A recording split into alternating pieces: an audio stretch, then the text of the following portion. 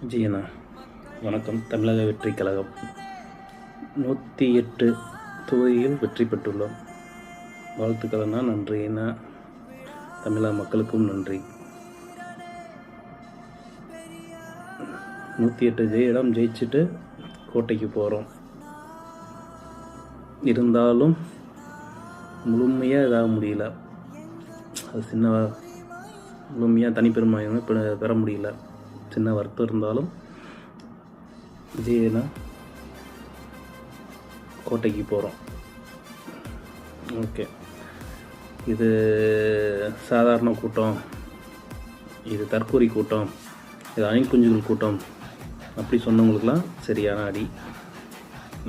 தமிழக மக்கள் அது யார் தற்கூரி கூட்டம் யார் அணில் குஞ்சு கூட்டம்னு காமிச்சிட்டாங்க. அது வரைக்கும் நன்றி. அடுத்ததாக இந்த வெற்றி நம்மளுக்கு எளிதாக கிடைக்கல.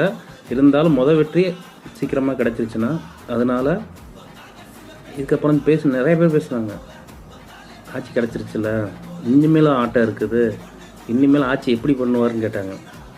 கட்சி ஆரம்பிக்கும் போது அத்தனை பேச்சு பேசினவங்க கட்சி பதவி கிடைக்கும் போது இத்தனை பேச்சு பேசுகிறாங்க.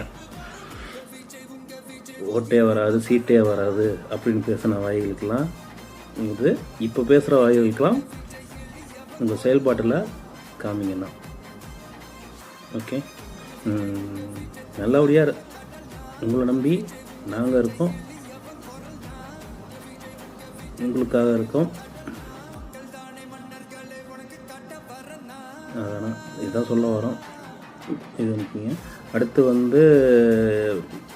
கட்சி எலெக்ஷனுக்கு முன்னாடி பேசின வாயெல்லாம் இப்போ அடைஞ்சாச்சு.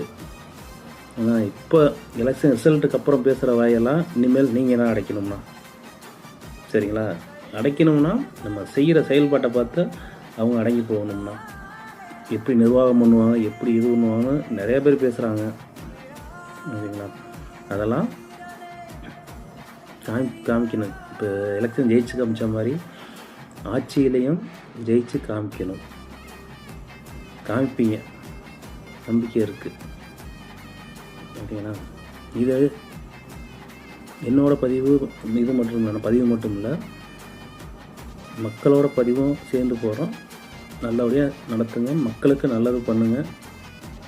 அதுவே ஒரு 5 வருஷத்துக்கு ஒரு டைம் உங்களையே அதுவே ஆட்சியில் உட்காந்து வச்சிடும், ஓகேங்களா?